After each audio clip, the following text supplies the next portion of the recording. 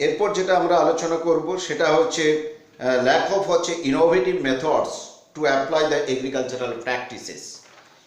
অর্থাৎ নতুনত্ব যে সমস্ত আমাদের যে নতুনত্ব যে এগুলো রয়েছে, মানে যে মেথডসগুলো রয়েছে, সেই মেথডসগুলো কিন্তু প্রপার ইউটিলাইজ হচ্ছে না। আমরা যদি দেখি যে পশ্চিমের দেশগুলোতে সেখানে কোনো রকমের জমিকে তারা সম্পূর্ণভাবে ব্যবহার করছে, এবং কিন্তু আমাদের অনেক সময় দেখা যাচ্ছে এই কৃষি পদ্ধতি সেই প্র্যাকটিসটা আধুনিক বিজ্ঞানসম্মত না হওয়ার জন্য আমরা কিন্তু সেই ধরনের কৃষি পদ্ধতির মধ্যে প্রচলন করতে পারিনি।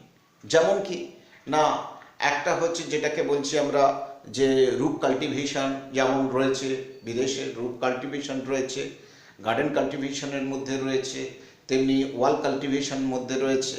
অর্থাৎ দেখা যাচ্ছে একটা জায়গায় তাদের যে কোনো ল্যান্ড বা যে কোনো এরিয়াকে তারা কিন্তু কৃষির সঙ্গে যুক্ত আছে। কিন্তু আমাদের দেশের ক্ষেত্রে দেখা যাচ্ছে কিছু কিছু ক্ষেত্রে কৃষি পদ্ধতি সেইভাবে ব্যাপক প্রচলন হয়নি।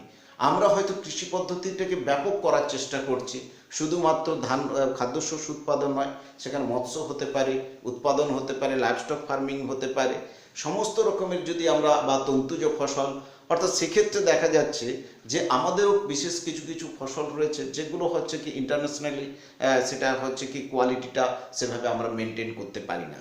যেমন ধরি, আমরা যদি ধরেই নিই, আমরা যদি বস্ত্র তুলা উৎপাদন, সে দীর্ঘ আঁশযুক্ত তুলার উৎপাদন সেভাবে সম্পূর্ণ, বা কিউবার মতন আমাদের যে আখের রস যে তৈরি হয়, আখের রস কিংবা আখটা যে চাষ করা হয়ে থাকে, সেটা হচ্ছে কি সুগার কেনটা যেটা আমরা প্রোডাকশন করি সেটা কিউবার মতন ওইভাবে আধুনিক আমরা কৃষি পদ্ধতি প্রচলন করি না। ফলস্বরূপ কি হচ্ছে, বা আমাদের যে ইন্দোনেশিয়া বা যে সমস্ত নাইজেরিয়া বা লাইবেরিয়া, এই সমস্ত দেশগুলোতে যে পরিমাণে যে রাবার উৎপন্ন হয় সেটা আমাদের দেশে ওই পরিমাণে রাবার উৎপন্ন হয় না। অর্থাৎ সেক্ষেত্রে দেখা যাচ্ছে যে এই যে ব্যাপক পরিমাণে যে উৎপাদন করার যেটা পদ্ধতিটা, সেটা আমরা কিন্তু আমাদের দেশ তথা দক্ষিণ এশিয়ার দেশগুলোতে সেভাবে বিশেষ করে আমাদের কি হচ্ছে ভূমিকার নেই বললেই চলে। অর্থাৎ সেক্ষেত্রে একটা অভাব রয়েছে যথেষ্ট। অর্থাৎ সেক্ষেত্রে দেখা যাচ্ছে আরেকটি হচ্ছে অল্টারনেটিভ ক্রপস বা ফুডস।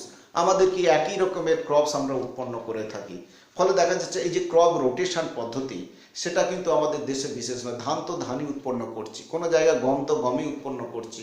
অর্থাৎ কি হচ্ছে, এই যে অল্টারনেটিভ যে কৃষি পদ্ধতি বা অল্টারনেটিভ যে ক্রপ প্রোডাকশন মেথডস, সেটা কিন্তু আমাদের দেশগুলোতে বা দক্ষিণ এশিয়ার দেশগুলোতে খুব কম পরিমাণে রয়েছে, যার ফলে দেখা যাচ্ছে আমাদের